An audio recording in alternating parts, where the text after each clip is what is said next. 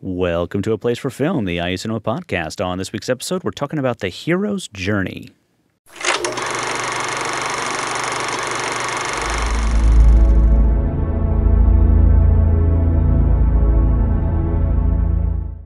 All right. Hello, everyone. Welcome to the show. My name is Andy Hunsucker. And I'm Sarah Doyle. And on this week's episode, everything's all topsy-turvy and crazy. We're on opposite sides of everything, and there's just one space right here where we're all sitting. It's pledge drive time for WFIU. So our normal studio is filled with people taking donations. And I poked my head in there. They look very busy. So I think the donation drive is going well.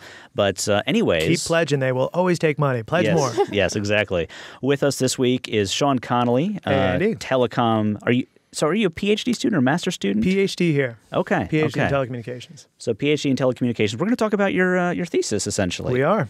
So you're talking about the monomyth. I would refer to it as like the hero's journey, but sort of like the be-all, end-all of like storytelling, that so many stories kind of follow parts of this sort of structure. Yeah, no, I think there's a hesitation to go for the be-all, end-all of storytelling structure, but it's presumed to be the most accessible story structure for a large-scale story. Okay. All right, so let's talk about the monomyth. And Sean, maybe you can just start out by explaining. I don't want to hit all the points on the monomyth because I started reading sort of your pre-thesis here, which is about 60 pages on my screen. And that's what they are. Yeah.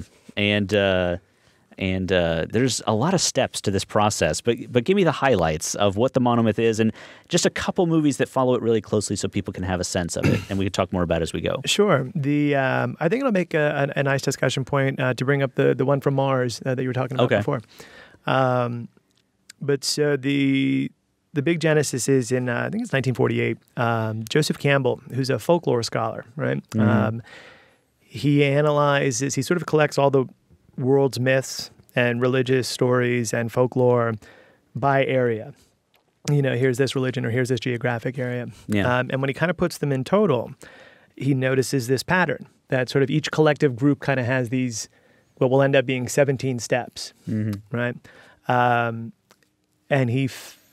And there's this sort of like he's making a critical argument, right? So it's kind of based on this analysis of this large data set, but it's not really crunched like we might do numbers today. But the argument was that since this pattern appears in all cultures, it's a pre-cultural type of story, right? So this is very universally human psychological, not very culturally influenced. Yeah. And he even takes, I mean, what I think is really cool about it, he kind of takes it back to this place of when we were tribes, right? Or maybe we live in like a castle, you know, or is it just some boundary? And even though we've created a stable environment there, something happens like, and the food's drying out and we don't have, you know, or the animals are gone and we don't have anything now. And someone in the town has to leave the comfort of the town and the world in which we know, right? This is, we only know the world goes 10 miles in that direction. That's all we know about the world. Someone's going to have to go out there, right? And this person goes on that journey for the rest of the community to go out into the unknown, where they will undergo sort of these process of changes that he's going to articulate through a number of different, in relationship to a number of different stories. And that if successful, they bring this magic elixir, this fix, whatever that fix is for this community, back to that town. But even when that person comes back, there's a lot of, they've changed so much. You may have had to fight some fierce battles and become a different person. You may have had to do some magical things or terrible things to kind of get this magic elixir back. And there's this reintegration back into the homeland that happens as well.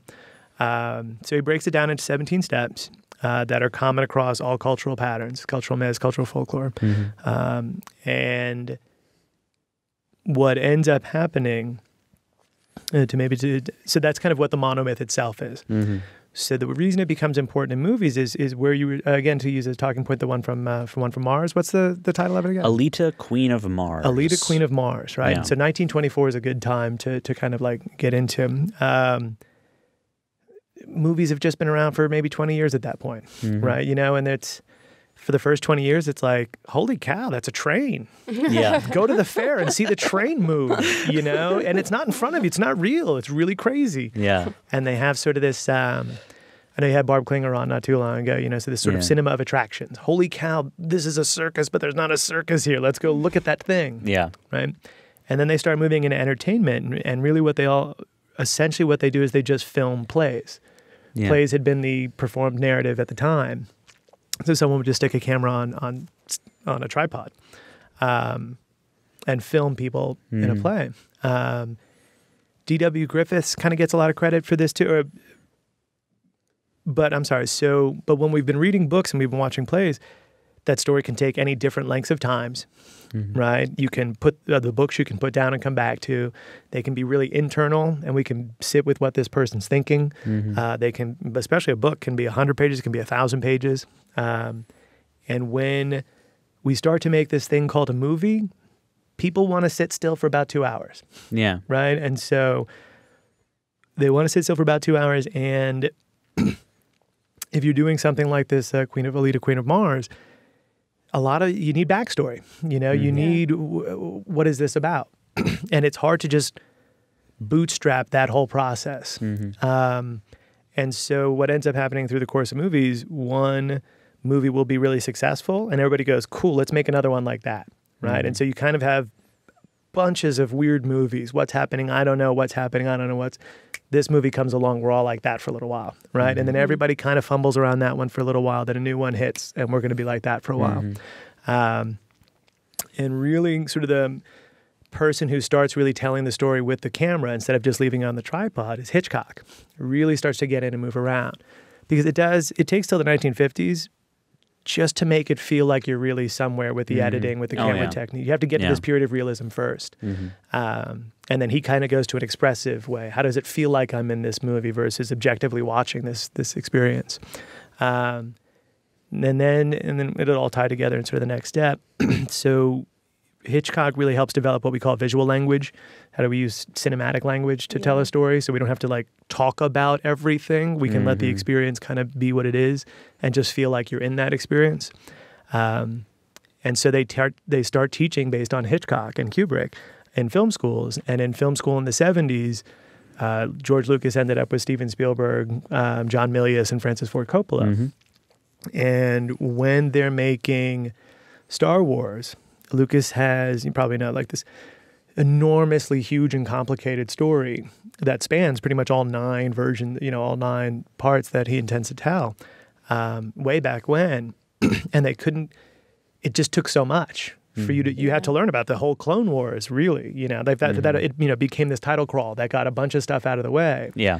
And when he does that, to really make his story coherent, he had been an anthropology student before, and then he had read this book by Joseph Campbell and said, what if I take my space cowboy movie and just use the 17 steps that he says, and I'll have Luke be the hero of this folktale, and I'll make sure he goes through each step of this. And Star Wars comes out, and he'd given it to Spielberg first. Jaws follows it very directly as well. So Jaws comes out, and it's a big hit. We just haven't had a movie make that much money in a long time. The 60s is a lot of art house films. So everybody starts to want to copy it. And then Star Wars comes out, big hit. We haven't had movies make money like that in a long time. Suddenly it is drawing this mass audience. Remember, science fiction was a genre, horror was a genre. Only genre people would see them. And when they would ask George Lucas, what did you do? He would say very directly, I went to Joseph Campbell and I borrowed these 17 steps of the Monomyth. And so then again, just like every other step along the way, people said, okay, let's make a movie like that. Yeah. And so then it started to get picked up. The original book by Campbell's a really difficult read. 1992, an executive at Disney, Chris Vogler, writes a trimmed down version of it, reducing it to sort of 12 steps. And that becomes a popular book at the time. And then there's iterations on it now. It had to be it's essentially a very single hero story going through one journey, but the use of it gets very sophisticated in modern day. Yeah. Okay. So what are you writing about? How are you connecting back to that? Sounds like a lot of work has already been done on that. What are you doing to kind of give it some juice for your project? Right. So, as far as academic projects go, you have to use some method it's already in use and kind of follow those steps to kind of add to knowledge production, right? So whether it's a great ad or whether it's not. It's just how we make knowledge. The product of academic research is knowledge. And so I'm going back to the original Campbell style, all 17 steps. And we use it in Hollywood, and everybody talks about it like it's functionally there. And when we make movies, we put it in there on purpose. And so since 1977, everybody's kind of been putting it in there on purpose.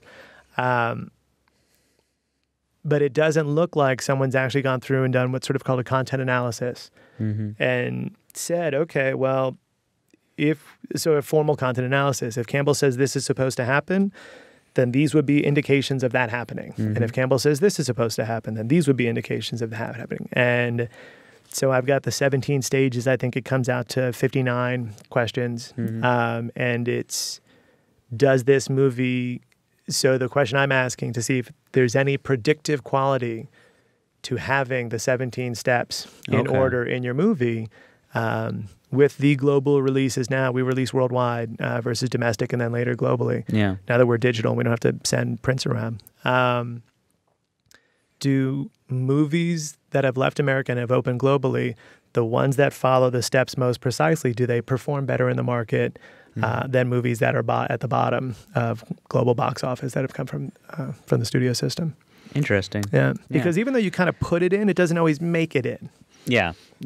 So, and the idea, Campbell's theory is essentially that this is across all of humanity. This isn't like a cultural thing, or this isn't, or is this like focused on specific cultures that sort of? No, I mean that's exactly why this comes up in America, right? So when you were talking again about Alita, Queen of Mars, in all the rest of the globe, movies are cinema, right? It's about cultural product. Yeah. And the cultural product was either funded by the government or was funded by the arts councils or people that were concerned about, art, cultural product. And so you will get things like you were saying, at the end of Alita, Queen of Mars, we're going to have a communist revolution. We're going to have, and if someone wants to take over, we got to make sure they die. And it's the cultural value of the time being put into the cultural product. Yeah. And so you get that all. French films are very French. Italian films are very Italian. And if you're not familiar with those codes, you have to bootstrap yourself up when you watch this type of story. Yeah. In America, we just care who buys a ticket, right? You need to your movie needs to make money to make a second movie. So it emerges in America because it's once Star Wars hit, because Spielberg, Coppola, everybody starts talking about it, right? Yeah. And they become the biggest movies of all time. Jaws, E.T., Raiders of the Lost Ark, the three Star Wars of the time. They're all still the top 10. They're all still in the top 15. So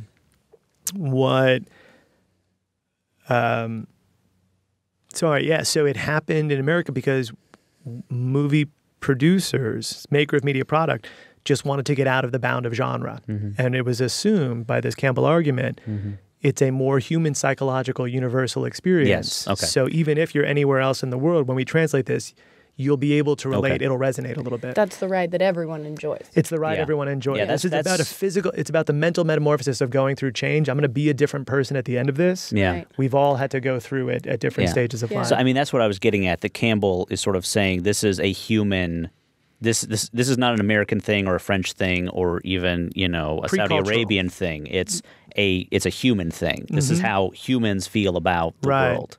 And we need to fear it too much to continue. And then we need advice. Yeah. And then we need to go through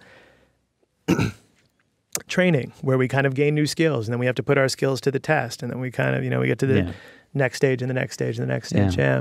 So throw a couple movies at me. I mean, you talked about Star Wars and a couple other ones, but throw a couple at me here that maybe either that people might not think of, obviously that's exactly this step, or maybe throw a couple of the steps at me and how they might fit into different types of movies. So there's two ways to go with that, right? So when you watch a movie and there's pretty much your standard, here's a hero, male or female, the feminine journey has been articulated in a different way now. If we've made it since 1990, they're a hero's journey film, right? Yeah. Even when you have a movie like Pulp Fiction that's anti-temporal and all those other elements, non-linear, it's still, the elements come in, right? But so if we're going to talk about sort of recent stuff, Avengers did a really nice job of it because it's sort of the team that's the hero or that becomes the hero. And there's a very sophisticated, there can be a very sophisticated use of it these days. And then Sarah and I were talking the other day about pirate radio. Yeah. You know, and even though it's going through different main characters for long stints of time, you've got rock and roll as your hero, right? Yeah. And it's this journey of whether we choose to accept this style of life or not. And when we do, there's still going to be challenges, and we're going to have to learn how to be better rock and roll thinkers, and we're going to have to But write. everybody sort of has that moment of trying to overcome something. Everybody gets their moment, but we don't repeat the same moment over and over and over again. Avengers does it as well. Avengers really does center around Tony Stark as its main, but still everybody has their rejection of the call or acceptance of the call, or they have their life and death moments. They have moments where they change from who they were in the beginning half of the movie to the second half of the movie. You do tend to find it in most American movies these days, if only because the new generation of young filmmakers have been raised on movies that have been specifically made with it. The interesting thing, though, is when you go back, because it's pre-cultural, because it's happening whether we intend it or not, it's in our myths, Gone with the Wind. Right, so before we even start putting it in on purpose, the biggest movies of all times tend to have the same structure as well. Sound of Music. You mentioned Dr. Zhivago again, too. Sort of a good one because it takes both his journey and her journey, scopes it out in time over 3 hours because of that a little bit. And it has sort of that, well, it's good Russian feel and it's 3 hoursness. Ben-Hur, any of the stories kind of based off a Messiah myth also follow the same patterns as well. And this goes back to biblical Very as much well. so, yeah. I mean, it's a very direct analog of the Christ story as well, the Messiah story in any kind of literature, I mean, which Matrix is a very excellent example of following. It's both the Christ myth, but it's also the step-by-step, 17-step of sort of the the hero's journey. All right. So maybe you can just throw a few of these stages at me, and I mean, I don't want you to have to go through all of these because some will get real specific, but maybe you could throw, I mean, there's some that I think people will recognize right away. I mean, call to action and a few other things. Right. But maybe So you if can I just would, I mean, so call to adventure, let's just hit Avengers again real nice, right? So they're already heroes at the beginning of it, right? So they've already lived, they're doing this exceptional life. But the call to adventure, one of the things on the checklist, just because it's first, does someone seen stuck in a loop, performing the same activities day in and day out? Right. And if you think back, remember now, so they have all the raw material for all the comic books, and they have, you have the Avengers series as well. They want to tell it in this form, right? So when we first meet, Black Widow's a good one. I mean, a number of them are kind of this way, but Black Widow's a great one where, I mean, she gets a call, right? Yeah. She looks like she's getting, looks like she's getting interrogated. In reality, she's doing the interrogation. But that interrogation day is so blasé to her, so day in and day out, that she's going to stop and take a call and find it important and, tell them to just hold on, beating up, kind of threatening her and whatnot. So you make it, whomever it is, they have to be stuck in this everyday kind of situation, right? For Elliot in E.T., he keeps talking, and his brother's friends, nobody's even paying attention to him. I'm a child, no one listens to me, right? And everybody, starts to relate. The big one that movies that just fail, I think, always miss is the very next one, the refusal of the call.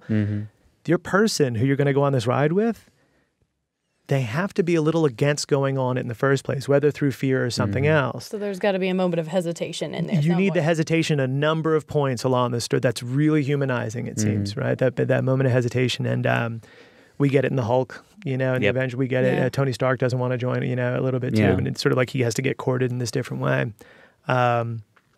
But again, I mean, and then it is interesting how specific it gets. Supernatural aid, right? Something really over the top is going to happen.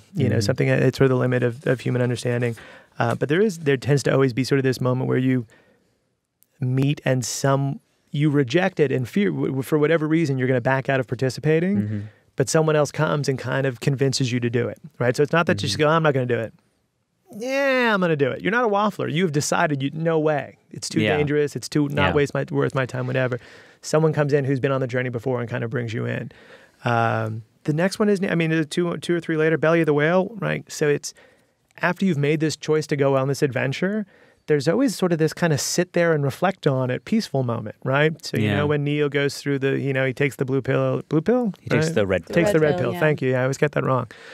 Takes the red pill, gets flushed down the thing, whatever. They pick him up in the Nebuchadnezzar. He pass out. There's a lot of passing out and a lot of hero's journey types of films. Kind of wakes up and he just kind of eats for a while and meets people. Like the crossing of the threshold's supposed to be so arduous, you get knocked out. Elliot's sick the next morning, even though he's kind of faking it.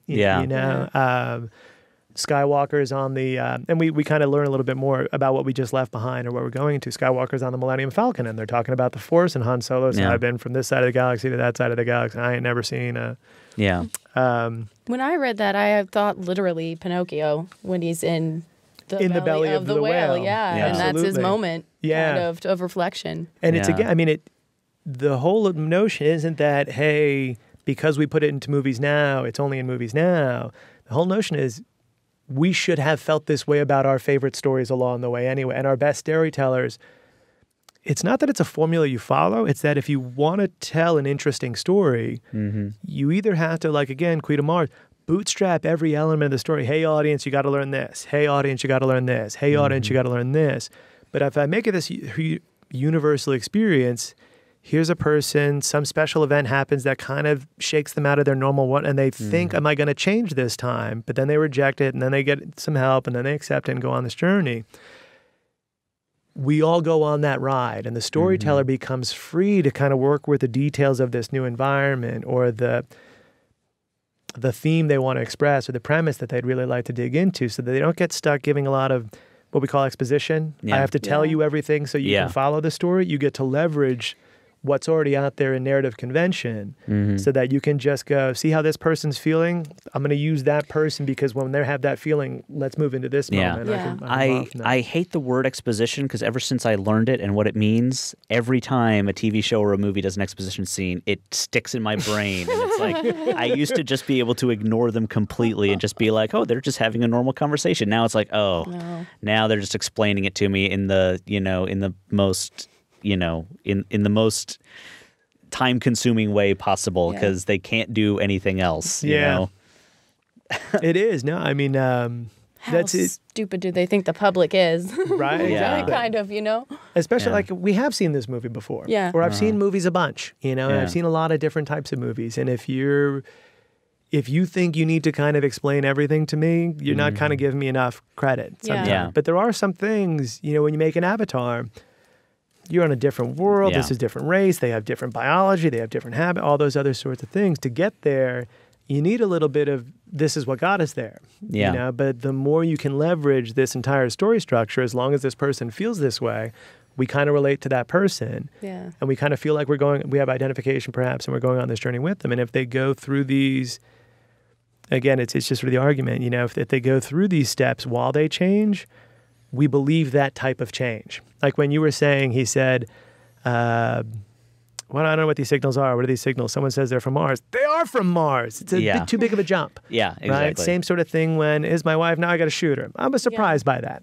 All those sorts of things. It's sort of like when it's too abrupt a jump, we lose that suspension of disbelief. This is supposed to be a very, humans fear change, humans reject change, humans need help. The world that they go into that they think they're ready for, they're not ready for. It pretty much almost always kills them through each step. But the good person going through change will rise and kind of come again. And it does, I mean, for the most part, if you've really, once we start getting into the 90s, every studio film is pumping it in there at every time because when you're in the meeting and someone says, should we do this, should we not? Hey, it might be more universally resonant if we structure it this way. And if we're going to put $100 million into it in the first place, this is the guaranteed This is the way to go. Well, it's also interesting. You mentioned Wizard of Oz in here a lot. And I found that interesting because I love that film, but I've never thought of it as like a hero's journey sort of thing. But of course, it's a literal journey. It's very literal. In her maturation, it's a good, one of these stages is literally called the Road of Trials. They might as well have called it the Yellow Brick Road. The Yellow Brick Road of Trials. I agree. Yeah, and it's interesting too. With Campbell will say, right, hey, these don't have to happen in order. They can happen out of order and whatnot. That is, you do see that. That's why I mean, like, I would like to I'd like to kind of make a schema that I can apply to a bunch of movies over time so that I get a large, not just sort of with this original test, but with a larger body of films.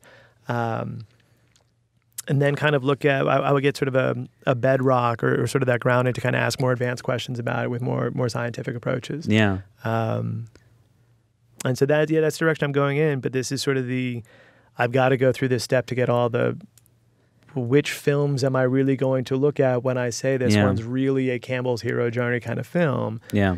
Once I have a nice body of those things, then I can start to ask other questions about it as well. Sure. Seems like it would be time consuming. Yeah. To sit through. It ends up being pretty time consuming. Yeah. You got to ask 58 questions. To do the good job, right? For this one, I'm not doing it so deep. If I can convince a bunch of other people to do it, I kind of want to ask all 58 questions every 2 minutes. Yeah. Right? And so you would actually get the thick graph of when these moments are happening. Because a lot of times someone will say, hey, I need you to come with me. And technically that counts as a call to an adventure. Yeah. Right? But many more of the call to adventure points happen around the call to adventure 10 minutes. Yeah. Than they do, at some other points during the movie. It's almost like you need to teach a class where you have just watched the movies and have all the students turn in the papers to answer these questions for you. You, sir. That is an excellent one. Homework, go watch movies. Yes. Yeah. Will Scheibel has this sort of, new Hollywood sort of class going on. I don't know it. No, what is it? It's like a thing he's doing with a guy named Josh Vasquez, whose name I've heard 1,000 times. I've never had him on the show. He was supposed to be on a few weeks ago, but had an illness. But it's basically they're watching things like The Matrix and the Harry Potter movies and all that stuff in the class. So maybe you can sneak in a couple of your questions and see. I think I might have to try. Thank you for that. This is working out great. All right. Well, I would love to talk about this literally all night because it's fascinating. I would love to go through each and every step and sort of test you. This will be your pre-defense. You got right. But we Tell me about do it. not have time to do that. So we got to get out of here. But thank you, Sean, very much for joining us. Thank you. Good Thanks luck so much. on Thanks, your good luck on your thesis. It sounds interesting. Yeah.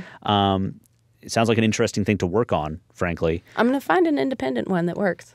I really will. So many of them do. Yeah, absolutely. Yeah. Oh, I bet you will. Yeah. I think the more we're in the breathless territory, the more we're in what we would call an art house piece, the more they're rejecting a lot of general conventions and they're working in a very cultural product area or very artist-specific area. Yeah. The more it's a movie that did okay in the marketplace, the more it's going to tend to have in some abstracted form a lot of the steps involved. Yeah. All right. Well, we'll get out of here. So thank you guys very much for watching and listening. My name is Andy. And I'm Sarah. This has been, and always will be, A Place for Film. A Place for Film is recorded at WFIU Studios in Bloomington, Indiana.